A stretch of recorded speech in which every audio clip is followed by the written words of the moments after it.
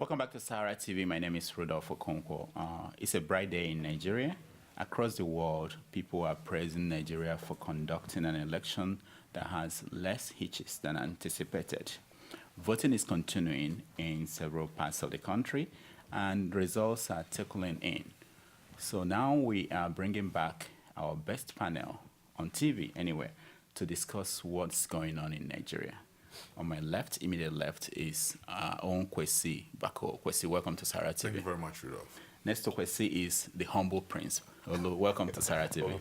Thank you, yeah. And at the other end is Dr. Wumi Akintide. Dr. Wumi, welcome to SaharaTV. Thanks for having me. Okay, so this is the day after, even though they are continuing the votes in some few places. What is going on in Nigeria, Kwesi? Nigeria must be in a state of hot and cold right now. I'm sure lots of people are waiting for the final poll before, the final count before they erupt in jubilation. And I believe that other people who really have their heads screwed on are also beginning to write their exit notes and stuff like that.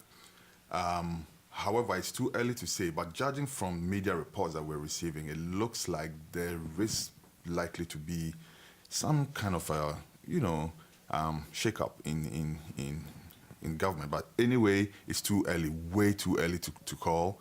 And we're still waiting to see what the final count goes like. Okay, Olu, what are you hearing?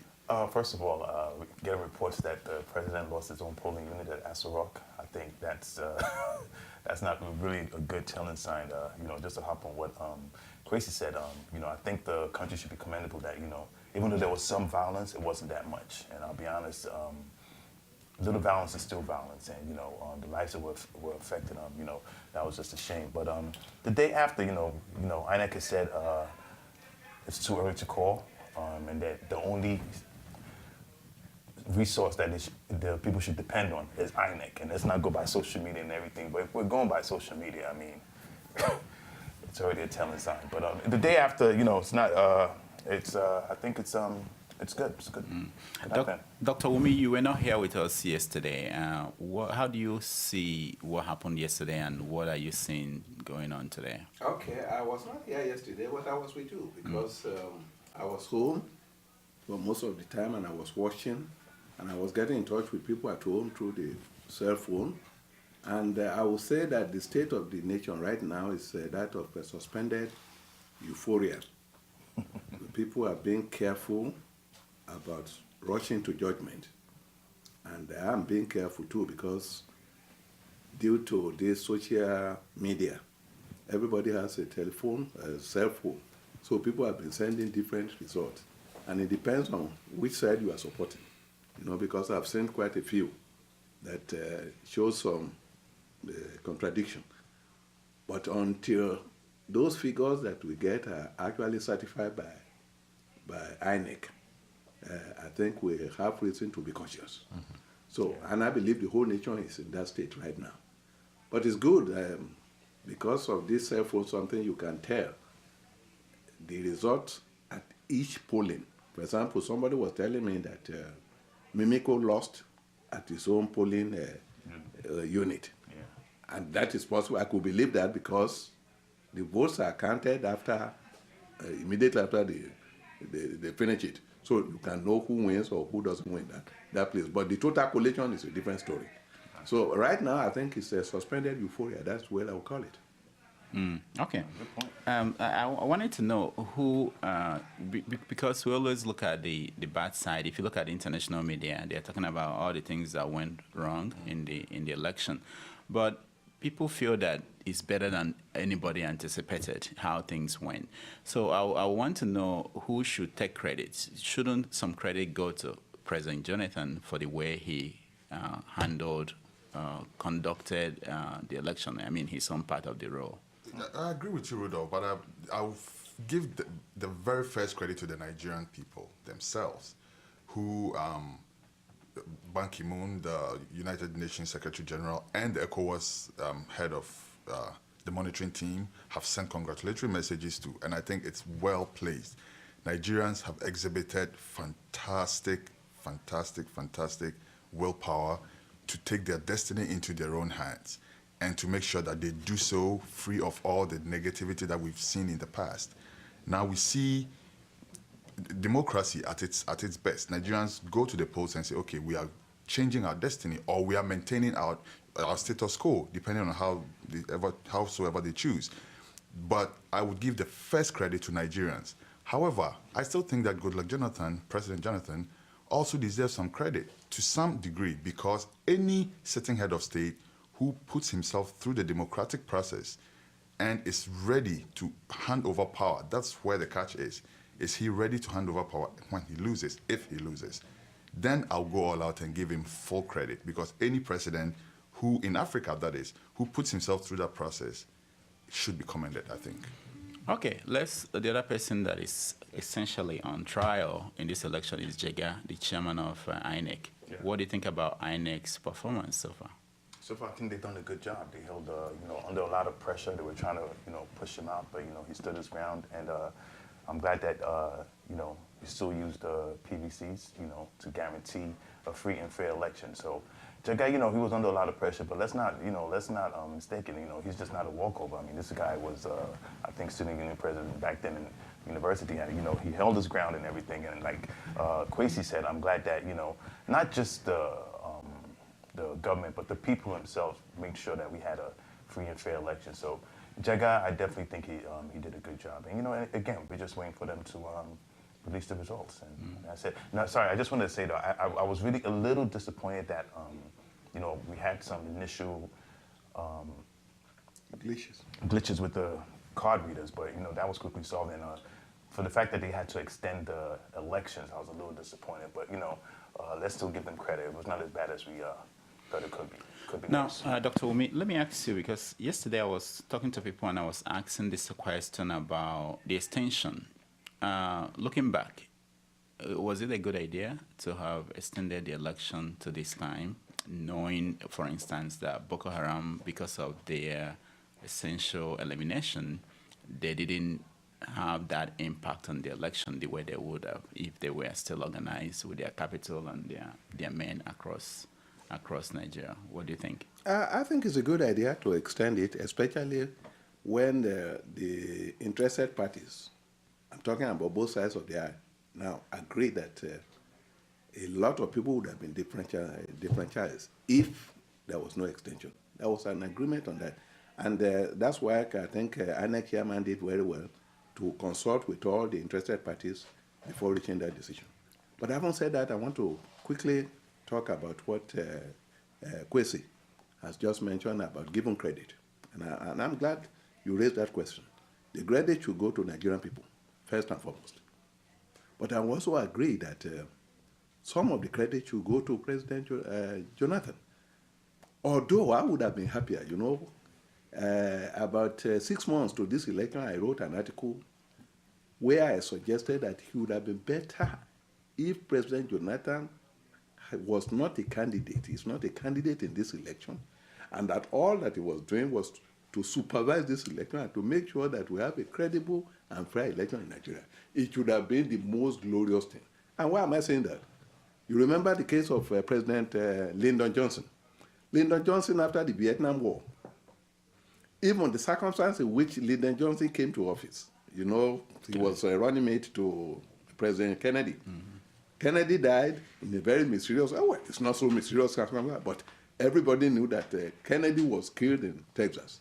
And Texas happened to be the home base of Lyndon Johnson. So for some people, even within the Democratic Party, there was suspicion that maybe Lyndon Johnson was involved in the death and all of that. But he got all over that because this society is much more sophisticated than ours. In ours, people would have been saying, oh, yes, kill him so that he can be president and all kind of things. But nobody had that. Within minutes of the death of that man, even in the airplane, in the Air Force One, he was sworn in as president of this country. And he went ahead to do great things because he was a good, very, very, very sound majority leader in the House. He could get things done. So he went and did the Civil Rights Act and passed it. But by the time they were going to hold the next election, it was already 6 years because he used the remaining part of John F. Kennedy and he had his own 4 years. But he knew it was clear to him that there was no point running taking part in that election, and that was why he mentioned the statement you used to quote. If elected, if nominated, I will not accept. If elected, I will not do all of that. Now, that tells you the level of maturity. I wish President Jonathan would have had that kind of maturity. Haven't had 6 years. Or to just wake up and tell Nigerians that my greatest mission is to have a credible election in Nigeria, because that is part of our problem. But he didn't do that. And he went on to put his name. So, and by putting his name, no matter what he tells you, the credibility is gone, because it's a party to this thing. So, but I still give him credit for something, because yesterday I was watching. He went to his polling booth at Otoke, and they brought these 3 things. I mean, the card reader and the thumb printer and so on. He failed 3 times, which was a shocker for the whole president of the country in his own polling booth, that thing would not work. But we are in Nigeria. Any number of things could have happened, because we were told going towards the election that some experts were ordered with devices that can jam some of the card readers and some of the equipment. So who knows? Because I think the whole effort was to show that, okay, even the president himself could not be identified or sanctified to vote. And that will go a long way. But the way he handled it is what impressed me the most.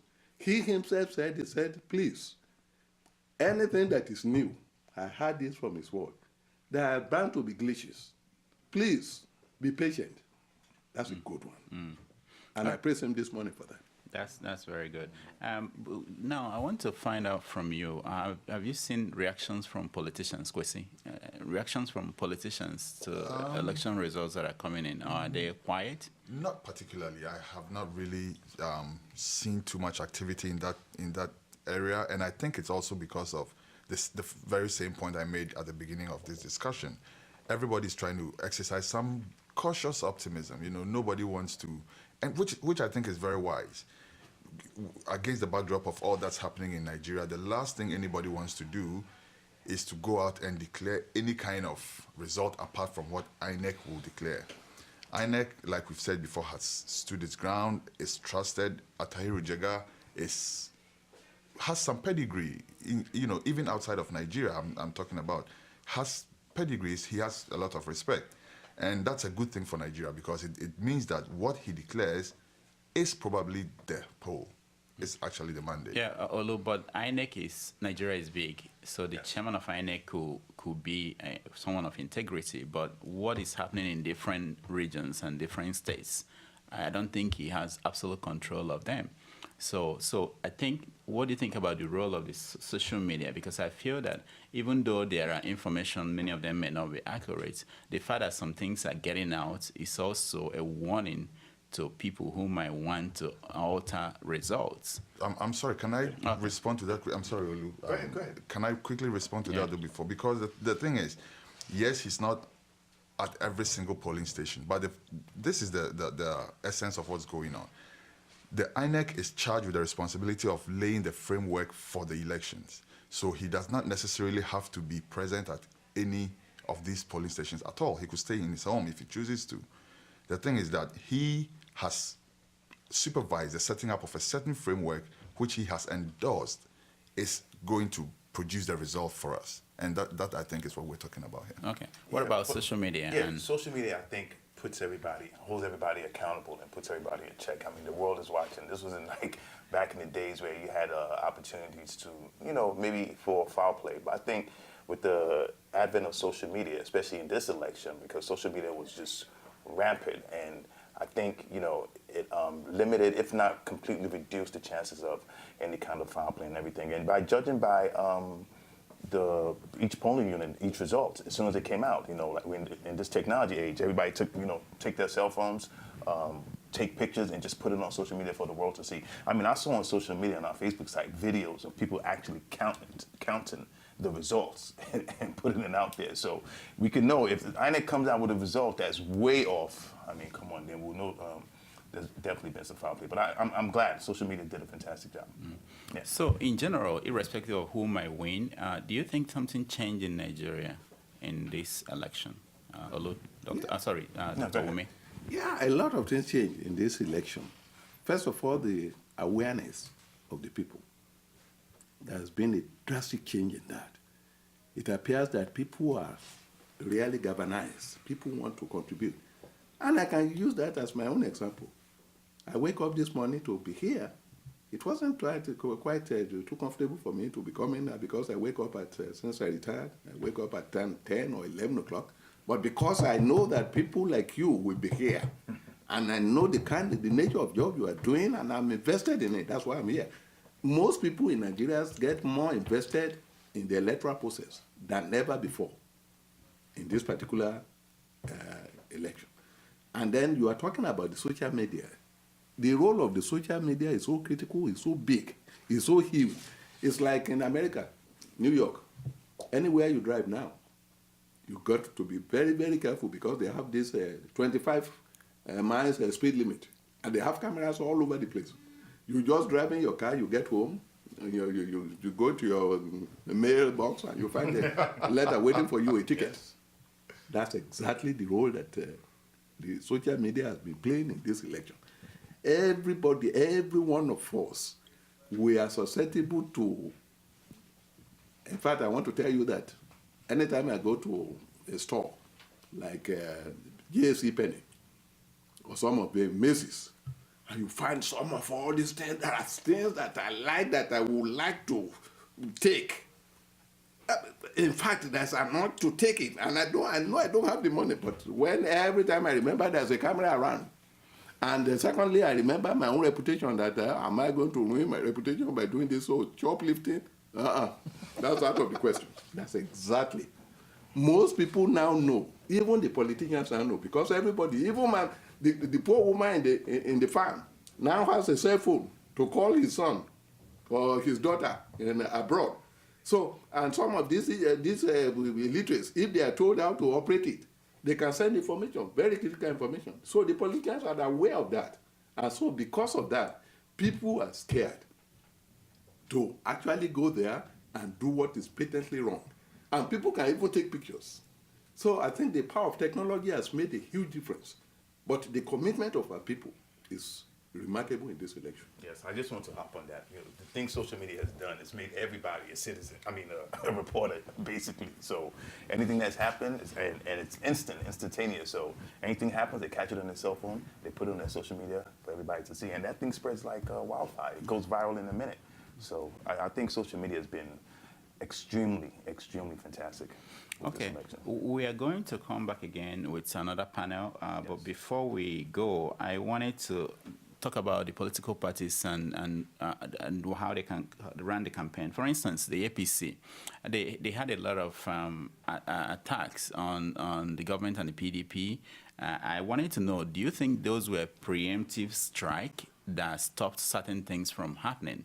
Because if you follow all the things that came out in the campaign, by the security agencies, they seem to have performed better than what the picture that was painted, like the military, how the military were going to be used, the police, and what is your take on that? Well, Rudolf, my beloved grandmother has a proverb that she used to say. She says, if you don't want anybody to steal your meat, leave the meat with the thief.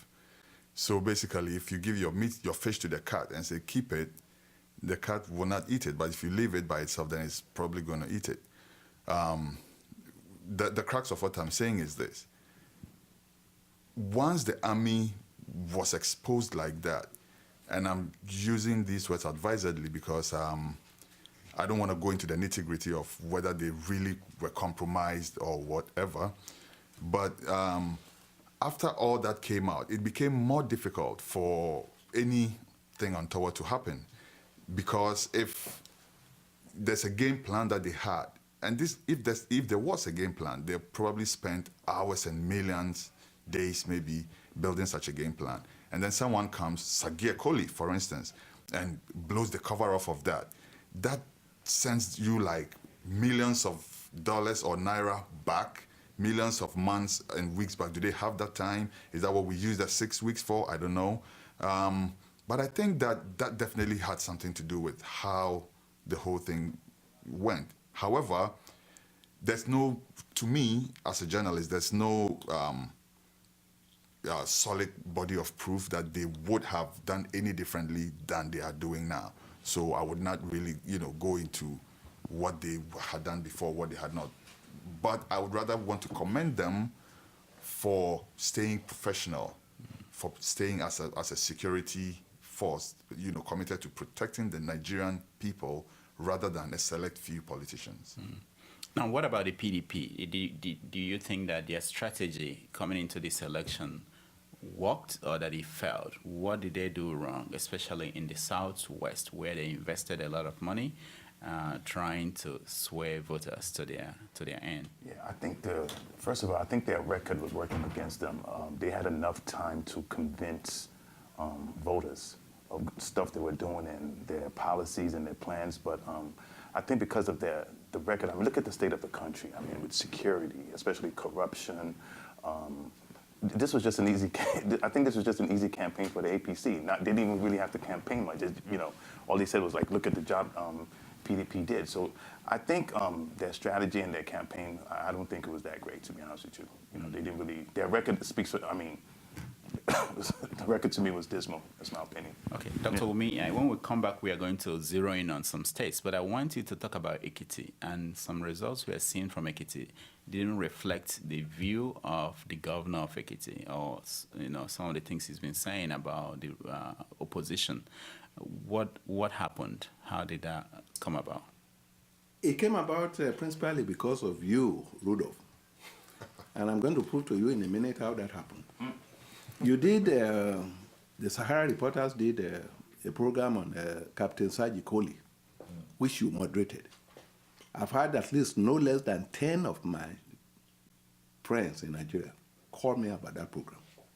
And in that program you were so clever to have 2 members of the armed forces there, Mohammed and Adeka, brigadier. And what those people said made such a huge impact on the whole military.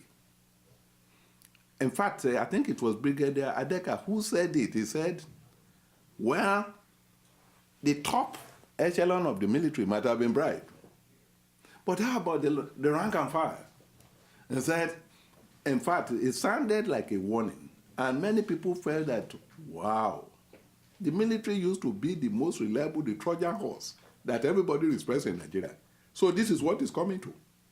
And to hear it from the horse's mouth, not just from any hoodlum here who has been here, who never went home. I mean, I have a brother-in-law now who came to this country in 1969. And up till now, he has never gone home. The mother died, the father died, he never went home. Now, for such a person to be commenting on Nigeria, that's nonsense. But the kind of people you brought there are people. They are like the door. They said the door is a powerful instrument because it sits outside and it sits inside. There's a part of it that sits outside and there's part of it that sits inside. So that program was very, very educative. And that is what has influenced the military to really pipe down. I mean, their top bosses might have taken money and so on, but the rest of the military, rank and file, they want to do what is right. Now, talking about Faloye, Faloye was not as popular as he claimed. They say, I'm Ochokomale.